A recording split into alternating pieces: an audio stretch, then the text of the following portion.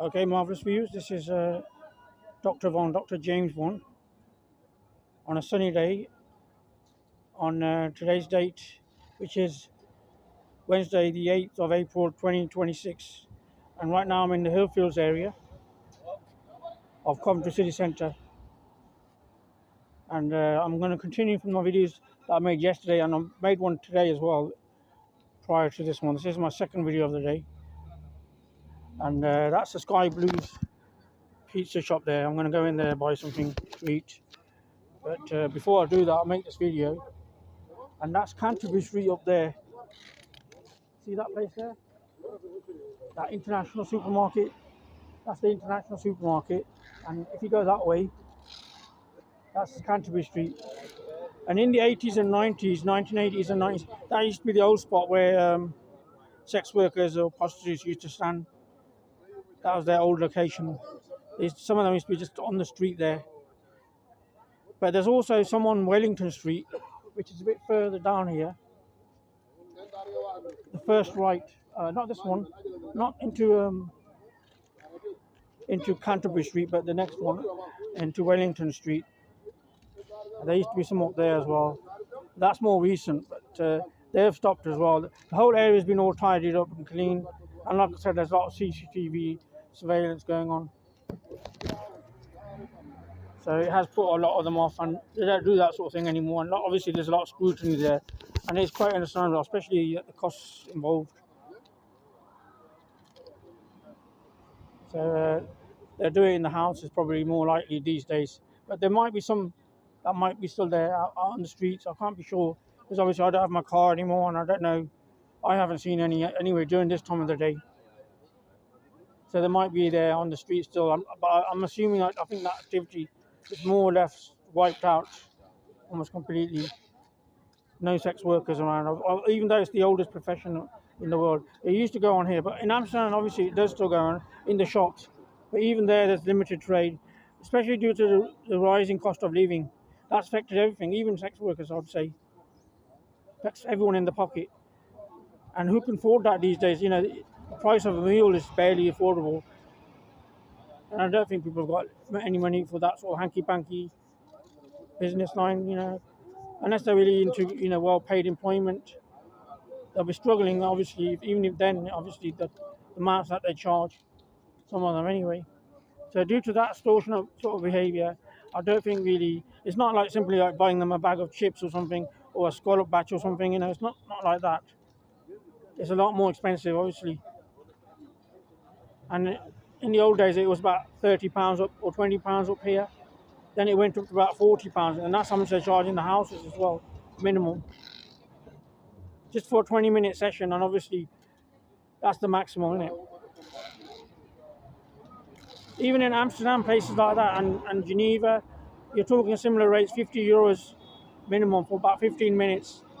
And will you get 15 minutes? I doubt it.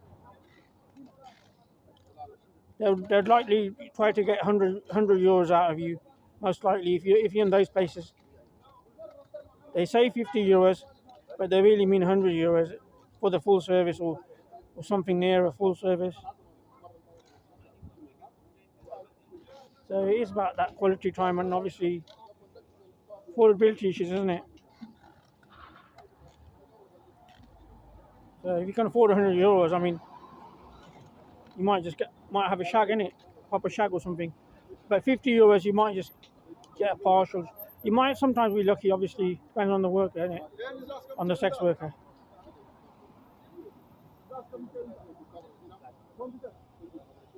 And it doesn't matter how handsome you are, how handsome looking you are, you don't get concessions or anything. Obviously, the best looking ones will be in Amsterdam, places like that, and maybe even in Geneva, but definitely in Amsterdam, the ones they're the most likely good looking ones. The ones up here in Hillfields, they're usually worn out ones, you know, they're really kind of old, you know, and worn out, and almost like, you know, there's old war heroes, you know, standing out in all terrain, all weather conditions. Even in the cold weather, it's extremely, it keeps, you know, like that. I don't know how they do it, but they're not obviously well dressed. They're not as seducing as the Amsterdam ones, obviously. They're more seducing. They'll be in bikinis or something. and obviously that won't be tolerable here. Not with public people around here, like children and other women, So it is all about the location where they're located. So if they're in the wrong areas, they'll get more scrutiny and obviously scornful behaviour, and that will deter them from operating around here. But in some places where it's kind of nice and quiet, it might be more acceptable. So it is down to location to avoid those that sort of reaction from ordinary members of the public. It's obviously an adult service that they're doing, so on that side of things, it has to be kind of kept discreet and not really infringe with the public. Avoid minimal contact with the public members, the children especially, and mothers walking with children, etc. Those sort of groups of people, it might not have a good reaction, obviously, and normal women as well walking. They don't want to be, pestered or, approached by, any people who are thinking that they're sex workers or something.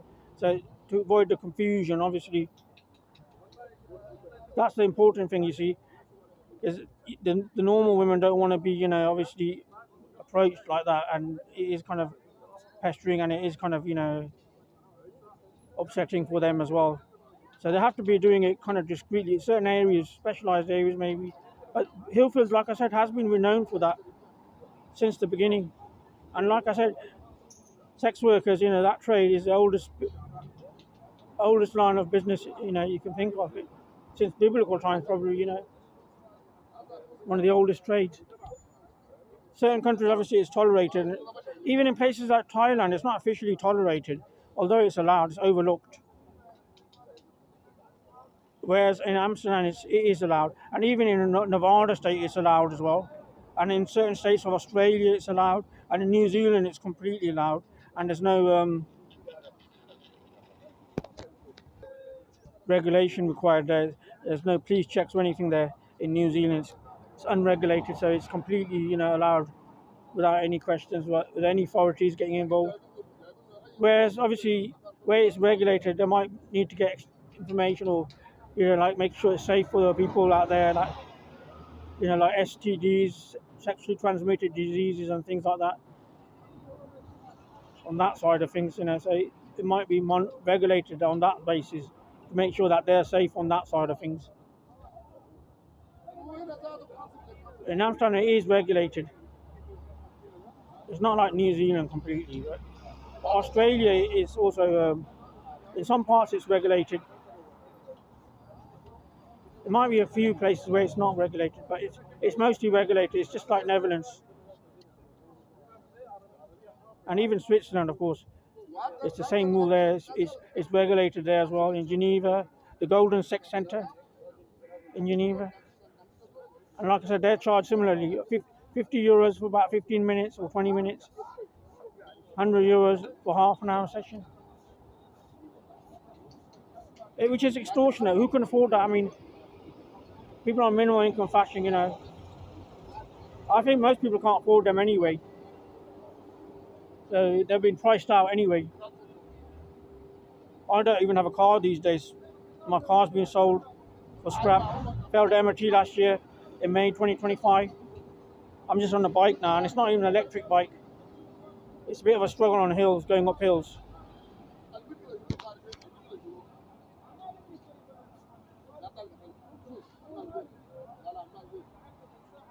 So obviously, those services still do go on, but I would assume they go on in the houses. And you're talking £40 and upwards. And the Brazilians up here, they charge a bit more, I think. I don't know why. They charge about £60, £50. There are Brazilians also operating. It might be down to the continent or something. Romanians are they're kind of like the locals. They're like the Irish ones working here as well. And Bulgarians as well. They also operate on that sort of level as well. And now some Germans as well, who's also working here. In the houses, of course, not on the street necessarily. That's a rare thing, obviously, nowadays. I don't think, which is a good thing, but they shouldn't be on the streets. It's not really a safe place. But on the summer days, I'm not sure. Because of the children and everything going around and the reaction it could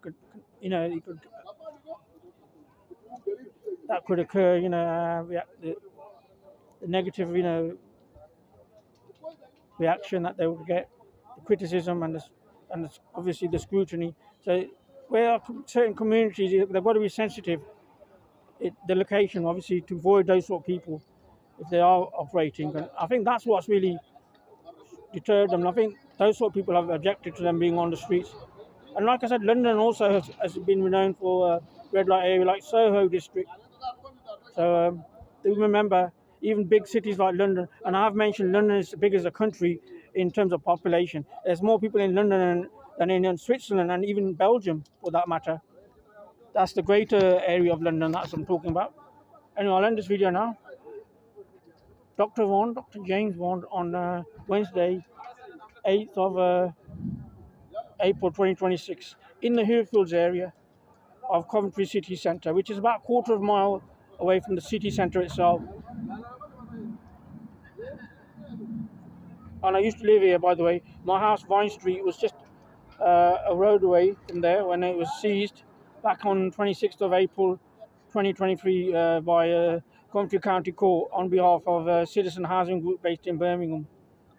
So they seized that house, and ever since I've been homeless. But I managed to get to supported housing from around May 2024 onwards, a bedroom in a shared house. That's where I've been ever since, which is a lot worse than obviously having your own place. I had a 3-bedroom house to myself, which was my mother's actually, but I was a caretaker there until she was taken out, you see, and put in care homes, and she sadly died last year on the 4th of January 2025 at a care home where she's been held captive at the Harperfields care home in Balsall Common, Solihull district. So that's about 7 miles from the airport, from BHX airport. She died there last year. And I used to get help, obviously, from her financially as well, but I don't get any financial help these days. I'm only on a bike these days. And you can see the bike there. I tried frantically to get myself on a tenancy agreement as success as next of kin, but they didn't allow that. And that's why I ended up in trouble, and I had to sleep in my car, which was a rough experience, obviously, which lasted plus 13 months, like I said, before I was eventually discovered by the JCT Centre. Okay, I'll end this video now. So do donate any money you can towards me. Obviously, it's for a needy cause. A struggling guy, obviously, on struggling finances. I could do with all the help I can. So if you want to, go ahead, send money to me.